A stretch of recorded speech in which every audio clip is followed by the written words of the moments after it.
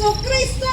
Siya ang matuod nga Dios ug ang kinabuhi nga dayon. Klaro kay Ginoo, klaro kay mga igsoon nga ang matuod nga Dios, ang anak sa Dios nga mao si Ginoong Kristo. Klaro kay ang pulong sa Ginoo nga siya jud ang Dios igsoon. Kinsa man ang nagpakamatay dito sa cross? No? Kinsa man ang igsoon nganong dili man mumutuo nga si Jesus Ginoo. Muna igsoon ang pulong ginasang niyo, no? Kay naay mga tao pa karon igsoon, no? Nga wala pa gyud niila og mituo kang Ginoong Kristo. Muna igsoon, no? Nga nagaingon po diya sa verse 1, 2, 22 po paingon sa 23 karon kinsa man ang bangakon, no? Kinsa man ang bangakon igsoon atong padayunon. Ang bangakon mo katong nagingon nga si Jesus dili mao si Kristo.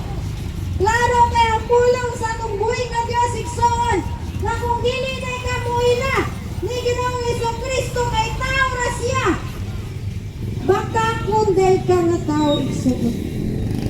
No? Siya ang kaaway ni Kristo kay gisaligway man niya ang amahan ug ang anak. No? Kung dili ka mutuo sa anak, sama ra pod nga wa ka mituo sa amahan igsoon.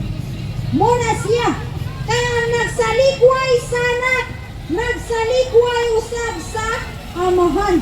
Ug ang migawat sa anak, migawat usab sa amahan. Muna igsoon ang tinuod nga Dios, tulo ka persona, usara ka Dios ang atong Ginoo igsoon. Muna siya igsoon, no? Ang atong pagkinabuhi anaa sa matuod nga Dios, no? Kung ikaw born again na kay igsoon, no?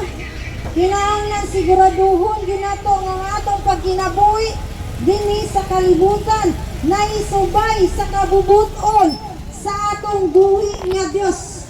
Kay naa gyapon nagpakairing-ingnon nga born again siya, no?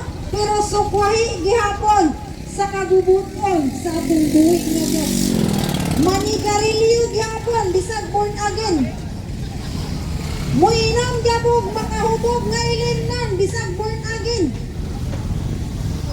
Musugal gihapon bisag born again. Manapaw gyapon, mamakak, manlimbong, mangchismis gyapon bisag born again. Unsay tawag ana igsoon? Di na siya born again na. Born again tao ana kay wala naman hiuyon ang iyahang kinabuhi sa pulong sa Ginoo. Muna karon igsoon nahilayo na ang tao ngadto sa atong buhi nga Dios. Muna ang mga tao, no? Ila mang gipili ang mga kalibutano nga kahilayan dinhi sa kalibutan. Muna igsoon mapintal gyud ang tao sama sa wali gay na sa atong sa kaigsoon, no? Nga ang kalibutan ang daghan gyud kayong tentasyon. Muna ang gikinahanglan kita mo angko kita. Mubasa ta sa pulong sa Ginoo ang magiyahan ta sa atong buhi nga Dios. No, kay ang tentasyon nagtuyok-tuyok lamang dinhi sa kalibutan. Muna ang mga tao madala sa tentasyon tuod kay walay Dios. Walay balang espiritu nga mo guide nga na kanila. Muna igsoon, no? Aron makabaton ta, no? O kalinaw sa hapsay sa atong kinabuhi igsoon. Gawata si Ginoong Kristo. Kay mura na'y solusyon sa tanan nga atong ginabuhay diri sa kalibutan bisan unsaon natong bag-o di gyud ta mabag-o. Tungod kay wala man gipahari si Ginoong Kristo. Muna igsoon, no? Kinahanglan naabot kay pagigsan-durot sa atong buhi nga Dios. Kay siya ang nasayod kung unsay imong angayang buhaton. Kana padaygan ka sa atong buhi nga Dios igsoon. Karon pahimangno lang ni nato tuwa pulong sa Ginoo kanunay man gyud nagpahimangno tungod kay gigugmatan tanan sa atong buhay nga Dios. Wala siya pinalabig son. Kitang tanan iya tang gihigugma. Muna ang pagigugma sa atong buhay nga Dios atong pagsuklian sa pagkamaayo sa atong buhay nga Dios kung butunadaan kulang pa ang atong gibuhat para sa atong buhay nga Dios. Kung buto na pero ang Diyos dili siya magtanaw niya na igsoon. Ang iyang gitanaw ang kasing-kasing sa tao.